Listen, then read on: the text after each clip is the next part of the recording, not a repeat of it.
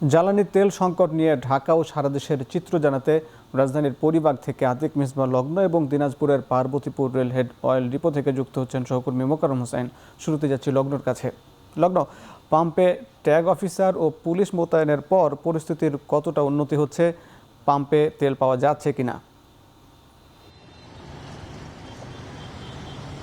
হাসিব, জানিয়ে রাখতে চাই পরিস্থিতির কথা বলছেন। এখন পর্যন্ত পাম্পের যে গেল এক মাসের যে ভিড় দেখেছি, আজকে কিন্তু কিছুটা ভিড় আমরা এই বিকেলবেলা কম দেখতে পাচ্ছি, কারণ কিছুক্ষণ আগেই ঢাকায় বিচ্ছিন্নভাবে বৃষ্টি হয়েছে এবং বৃষ্টির পরেই কিন্তু আমরা দেখেছি যে শাড়িগুলো রয়েছে সেই শাড়ি কিন্তু কমে গেছে। তবে আবারও বৃষ্টি থেমে যাওয়ার পরে আমরা দেখছিলাম যারা চালক এবং ক্রেতারা আছেন তারা কিন্তু এখানে ভিড় জমাচ্ছেন তেল নেবার জন্য। আপনি শৃঙ্খলাজনিত একটি প্রশ্ন করেছিলেন।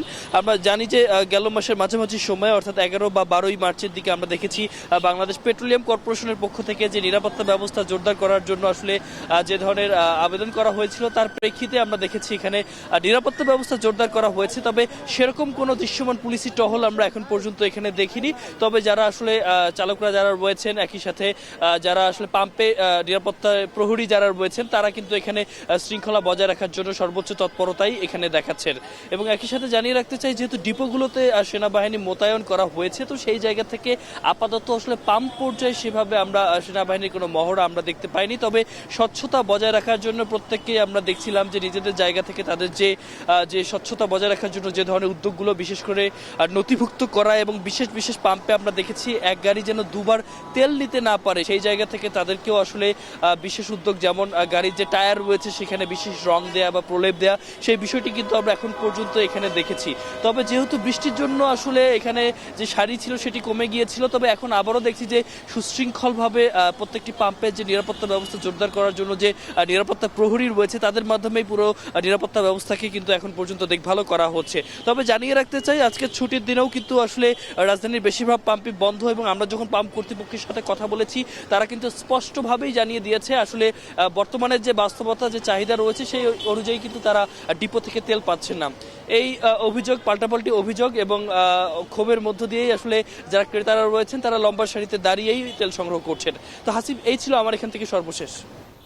আতিক মিসবাহ লগ্ন যাচ্ছিলেন রাজধানীর তেল পাম্পগুলোর খবর। এবার যেতে চাই দিনাজপুরে। সেখানে পার্বতীপুরে আমাদের সহকর্মী মোকাররম হোসেন আছেন। মোকাররম হোসেন, আপনি জানান যে সেখানে যে বর্তমানে কি অবস্থা দেখছেন, পাম্পগুলো থেকে তেল পাওয়া যাচ্ছে কিনা এবং সেখানকার যে পরিস্থিতির কতটা উন্নতি হলো?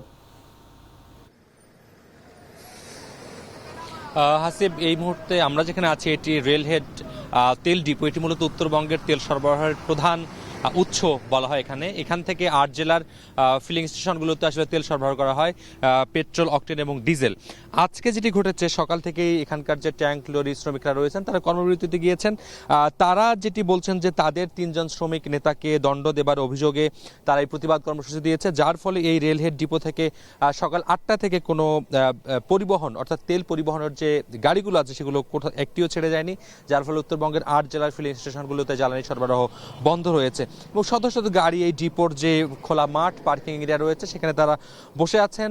গাড়ির চালক এবং সহকারীরা তারা সেখানে অলস সময় পার করছেন। তারা বলছেন যে যদি 48 ঘন্টার মধ্যে তাদের যেই শ্রমিক নেতাদেরকে দণ্ড দেওয়া হয়েছে তাদেরকে যদি মুক্তি দেওয়া না হয় তাহলে তারা কর্মে ফিরবেন না। এবং 48 ঘন্টার মধ্যে যেই আসলে মোবাইল কোর্ট পরিচালনা করে যারা আসলে দণ্ড দিয়েছেন তাদের অপসারণ তারা দাবি করেছেন।